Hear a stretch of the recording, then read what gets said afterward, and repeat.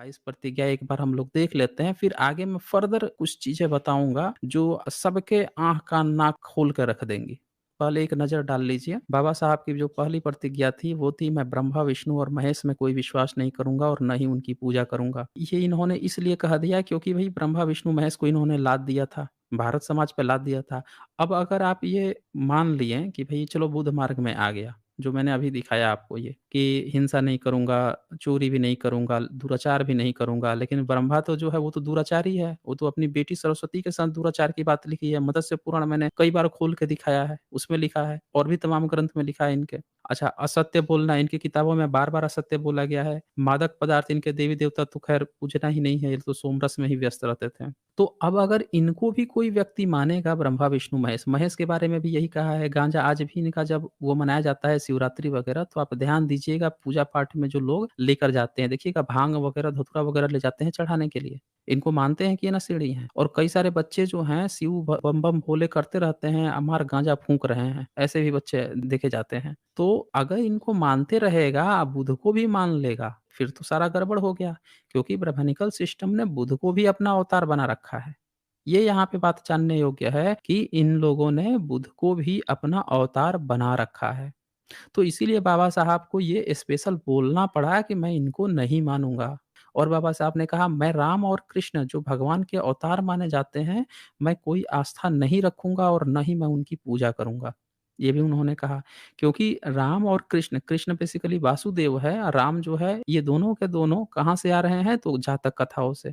और ब्रह्मनिकल सिस्टम ने जातक कथाओं को तोड़-मरोड़ कर ब्रह्मनिकल सिस्टम में ऐसा ढाँचे में ढाल दिया कि पब्लिक जो है उसको ब्रह्मनिकल ढाँचे से समझ ली।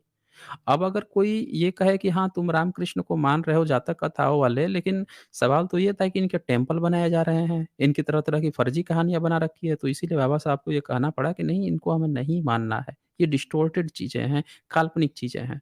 तीसरी चीज़, मैं गौरी, गणपति और हिंदुओं के अन्य देवी-देवताओं में आस्था नहीं रखूँगा। अब आप इनकी कहानी आप पढ़ लीजिए। गौरी की कहानी आपको पता ही है। गौरी जो है अपने मैल से गणपति को पैदा कर देती है और भी इनके जितने भी देवी-देवता पैदा हुए हैं और उनकी कहानी इसी तरह से है जो बिल्कुल काल्पनिक है और कहीं से भी सही नहीं है। आपने ये भी देखा होगा कि गणेश पूजा भी इन लोगों ने अंग्रेज़ों के समय में बेसिकली तिलक ने शुरू करवाया था। इसीलिए बाबा साहब को इसको डिनाई करना पड़ा कि ये सारी चीज़ें जो हैं ज़बरदस्ती घुसेड़ी गई है और हमें इसमें आस्था नहीं रखना है, इसकी पूजा नहीं करना है। अगर आप बुद्ध मार्ग अपनाते हो, इसमें मैं आ रहा हूँ, तो पूरी तरह से ये जो सिस्टम इन लोगों ने बना रखा है, उसको पूरी तरह से त्यागूँगा तभी मैं आऊँगा। 4th था, मैं भगवान के अवतार में विश्वास नहीं करता हूँ। अब इन्होंने क्या किया था, बुध को अवतार बना लिया था 9th अवतार। विष्णु पुराण में 22वाँ अवतार बना रखा है। अब ये बताइए कि जब बुध को आप मान रहे हैं, अब ब्रह्मनिकल सिस्टम को भी आप मानने लगेंगे, तो आप कहेंगे अच्छा बुध के तो वो अवतार हैं। तो बाबा साहब ने डिनाई किया कि नहीं, ये झूठी बातें हैं, कोई अवतार-अवतार नहीं होता है, इन्होंने झूठी गप परोसी है। तो इसीलिए उन्होंने कहा कि मैं किसी अवतार पे विश्वास नहीं करता। मैं यह नहीं मानता और न कभी मानूँगा कि भगवान बुद्ध विष्णु के अवतार थे। मैं इसे पागलपन और झूठा प्रचार-प्रसार मानता हूँ। वही बात आ गई यहाँ पे कि इन्होंने बुद्ध को विष्णु बता दिया, जबकि विष्णु ही बुद्ध का अवतार बाद में बनाया गया है। बुद्ध तो 2600 साल पहले थे। सब जानते हैं कि जो रामानुजाचार्य है, इसने 12वीं सदी में विष्णु कहना शुरू किया था बुद्ध को, अवतार कहना शुरू किया था। 12वीं-13वीं सदी से इन्होंने गेम खेला है विष्णु का। उससे पहले उसका नाम तक किसी को नहीं पता है। सबसे ख़ास बात ये है कि फाहियान, इत्सिंग, ह्वेनसांग, मेगास्थनीज से लेके न जाने कितने ट्रैवलर्स आए गए, किसी को भी विष्णु नहीं मिला, किसी को ब्रह्मा नहीं मिला, किसी को शिव नहीं मिला और आज के डेट में ये लोग ऐसे दिखा रहे हैं जैसे ये 5000 लाखों करोड़ों साल पुराना हो। तो इसीलिए बाबा साहब ने इसको भी डिनाई मार दिया। 6th पॉइंट था, मैं श्राद्ध में भाग नहीं लूँगा और ना ही पिंडदान दूँगा। आपको पता है कि अकबर के कालखंड में उसने एक फसली संवत चलाया था और फसली संवत से आप जाएँगे, गया में पितरों का पिंड चलता है। तो जो भी डेट और तिथि लिखते हैं वहाँ के पंडे, वो फसली संवत से लिखते हैं। अब फसली संवत कब आया था? 16वीं सदी में। तो 16वीं सदी के कैलेंडर से पितरों का पिंड शुरू कर दिए थे और लोगों को क्या बता रहे थे, भाई ये तो आदि काल से आ रहा है। जब से सृष्टि बनी है तब से पितरों का पिंड चल रहा है। तो बाबा साहब ने इस चीज़ को भी पकड़ लिया, डिनाई मार दिया, फर्जी चीज़ है, इन सबको त्यागना होगा। फिर 7th पॉइंट, मैं बुद्ध के सिद्धांतों और उपदेशों का उल्लंघन करने वाले तरीके से कार्य नहीं करूँगा।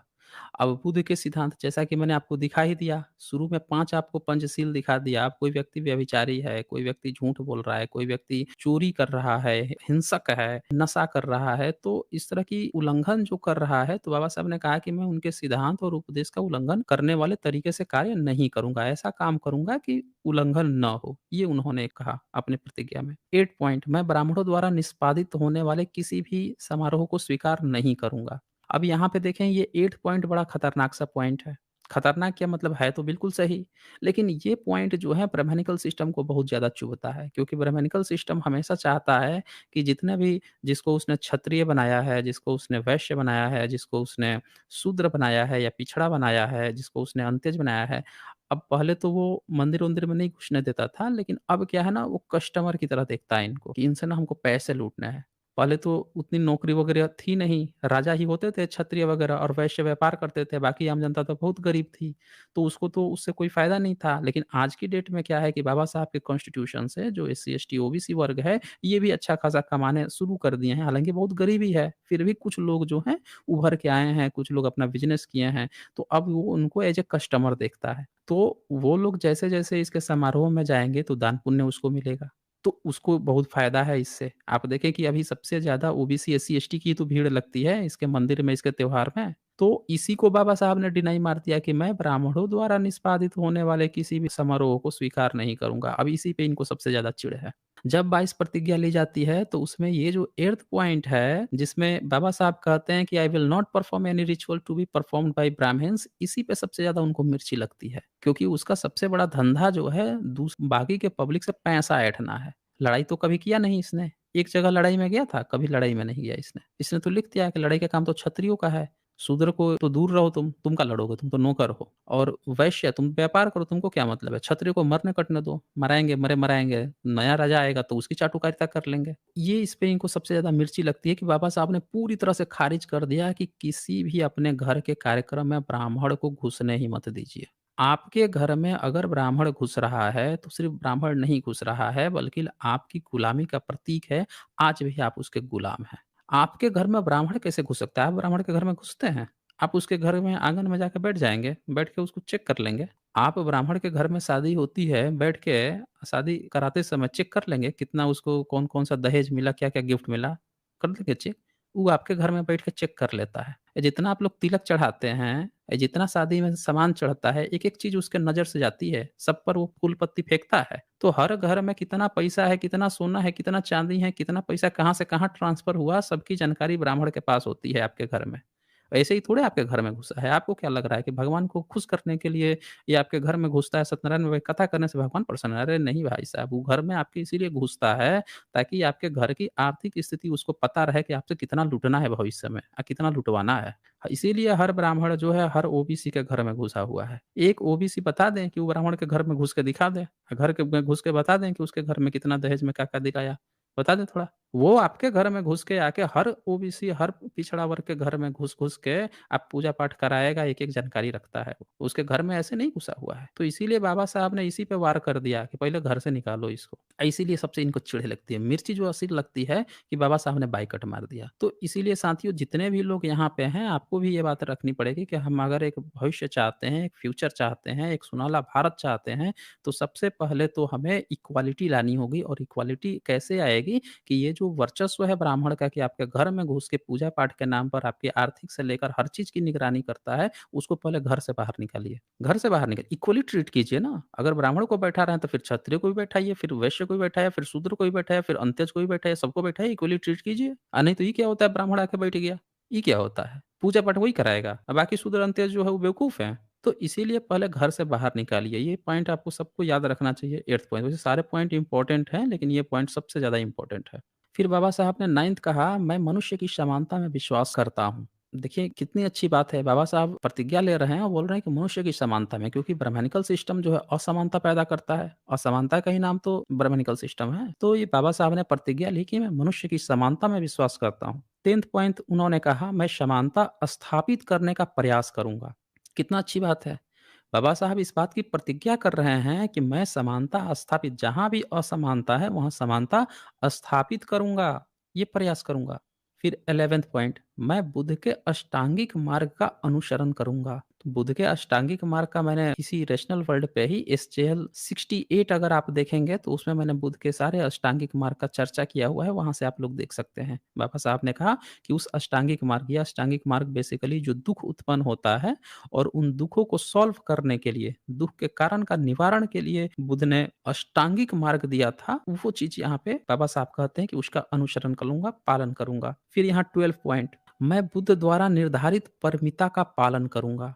तो बुद्ध द्वारा जितनी भी परिमिताएँ दी गई हैं, उसको पालन करने की बात बाबा साहब कहते हैं। फिर इसके बाद से 13 पॉइंट जो है, वो हमें ध्यान देना पड़ेगा। इसमें बाबा साहब कहते हैं, मैं सभी जीवित प्राणियों के प्रति दया और प्यार भरी दयालुता रखूँगा तथा उनकी रक्षा करूँगा। अब देखिए कितनी अच्छी बात है कि बुद्ध ने कम से कम ये तो सिखा दिया कि जो लोग भी प्रवज्ञा ग्रहण करते हैं, वो ये बात ज़रूर कहते हैं कि जितने भी जीवित प्राणी हैं, सबके प्रति दया करूँगा, प्यार से रखूँगा, जीवों पर भी दया। सिर्फ़ इंसान पे नहीं, ब्राह्मणिकल सिस्टम ने तो इंसान पे भी प्रेम करना नहीं सिखाया, औरतों से भी प्रेम करना, उनको भी दासियों की तरह उनकी स्थिति इतनी मेंटल खराब कर रखी थी। और यहाँ देखें बुद्ध मार्ग में सभी जीवित प्राणियों से भी दया और प्यार की बात की जा रही है। ये बाबा साहब ने 22 प्रतिज्ञा ली है। क्या खराबी है इनमें? बता दीजिए तो? किसी जीव-जंतु जो हैं उनको प्यार, आदर, उनको रिस्पेक्ट, उनको भी जीने का हक देना ये खराब चीज़ है? हुँ? अच्छा 14 पॉइंट, मैं चोरी नहीं करूँगा। ये जो बेसिक पॉइंट्स थे वो आ रहे हैं। 15, मैं झूठ नहीं बोलूँगा। 16, मैं कामुक पापों को नहीं करूँगा, जो व्यभिचार वाली बातें थीं। ये सारे पॉइंट्स आ रहे हैं। 17, मैं शराब, ड्रग्स जैसे मादक पदार्थों का सेवन नहीं करूँगा। देखें ये सारे जो बेसिक पॉइंट्स थे वो आ रहे हैं। 18, मैं महान अष्टांगिक मार्ग के पालन का प्रयास करूँगा एवं सहानुभूति और प्यार भरी दयालुता का दैनिक जीवन में अभ्यास करूँगा। कितनी अच्छी बात है, कितने अच्छे पॉइंट्स हैं। सहानुभूति की बात आ रही है, यहाँ पे दयालुता की, प्यार भरी दयालुता की बात आ रही है, उसको जीवन में प्रैक्टिस करने की बात आ रही है। 19 पॉइंट, मैं हिंदू धर्म का त्याग करता हूँ, जो मानवता के लिए हानिकारक है और उन्नति और मानवता के विकास में बाधक है, क्योंकि यह असमानता पर आधारित है और वह स्वधर्म के रूप में बौद्ध धर्म को अपनाता हूँ। और आप जैसा कि आप सभी जानते हैं कि जो ब्राह्मणिकल सिस्टम था उसको ही इन लोगों ने हिंदू कहना शुरू कर दिया था। इसलिए कहना शुरू किया गया था क्योंकि सबके मन में ये था कि चलो हिंदू रहेंगे तो कम से कम मुस्लिम जो है या जो अंग्रेज हैं, इनके कंपेयर में एक यूनाइट में तो रहेंगे कि ये गैर मुस्लिम है, गैर ईसाई हैं, ये तो फ़र्क रहेगा। तो इसीलिए जानबूझकर हिंदू शब्द को प्रमोट किया गया। बाबा साहब ने लिखा कि मैं हिंदू शब्द का त्याग करता हूँ, क्योंकि ये मानवता के लिए हानिकारक है और उन्नति और मानवता के विकास में बाधक है। सीधी-सी बात है। आप जो है कह दीजिए हिंदू है, फिर उसको आप शूद्र बना दीजिए, फिर उसको आप पिछड़ा बना दीजिए, नौकरी मत दीजिए उसको। उसको नौकरी मत दीजिए, उसको जीने रहन-सहन का उसको हर जगह नीच बनाइए। जहाँ इंटरव्यू की बात आए उसको नीचे छाँट दीजिए और जहाँ पे चपरासी नाला-वाला साफ करना हो उसको वहाँ लगा दीजिए, 2-4 पैसे दे दीजिए। हिंदू-मुसलमान आए तो सबसे आगे, "अरे भाई तुम तो क्षत्रिय हो, तुम तो इस वंश के हो, तुम उस वंश के हो।" हिंदू-मुसलमान करा के लड़ा दीजिए। तो इसीलिए बाबा साहब ने कहा कि मैं इसीलिए इसका त्याग करता हूँ, ये असमानता पर आधारित है और बौद्ध धर्म में ही समानता है, मैं उसी को एक्सेप्ट करता हूँ। 20 पॉइंट, मैं दृढ़ता के साथ यह विश्वास करता हूँ कि बुद्ध का धम्म ही सच्चा धम्म है।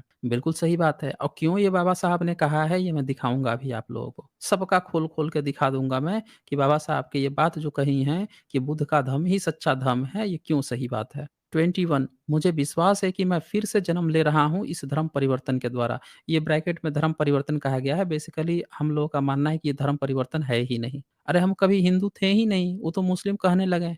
गैर मुस्लिम को वो हिंदू कहते थे, ईसाई भी उस समय नहीं थे भारत में। तो उसी में लोग हिंदू, हिंदू बाद में अभी 100 साल तो हुए, 100 150 साल लोग हिंदू कहना शुरू कर दिए। अब क्या था कि जब कहना शुरू कर दिए और हमारा असली जो सम्यक कल्चर था, हमारा जो सम्यक संस्कृति थी, उसको खत्म करना था लोगों को। तो जब वही हमारा असली था, तो हम थे ही कब हिंदू? लोगों ने कहा ना, हम तो हमेशा सम्यक, हम लोग हमेशा समण लोग थे। तो हम अपने वापस समण में जा रहे हैं, बाबा साहब का ये कहना था। 22 पॉइंट, मैं गंभीरता एवं दृढ़ता के साथ घोषित करता हूँ कि इसके यानी कि ये जो मैं प्रवज्ञा ग्रहण कर रहा हूँ, यहाँ पे ब्रैकेट में धर्म परिवर्तन लिख दिया है, लिखने वाले को थोड़ा-सा ध्यान देना चाहिए। सभी जगह मैं इसलिए दिखा रहा हूँ क्योंकि हर जगह जितने भी बहुजन समाज के भी जो ब्लॉग्स आ रहे हैं, जो लेखनी आ रही है, उसमें भी लोग धर्म परिवर्तन कर रहे हैं। ऐसा शब्द हमें नहीं इस्तेमाल करना चाहिए क्योंकि हम लोग समण परंपरा के लोग हैं। हम हमेशा से ही समर्थ हैं, हमारा कोई धर्म नहीं है। अभी मंदिर में नहीं घुसने दिया जाता था।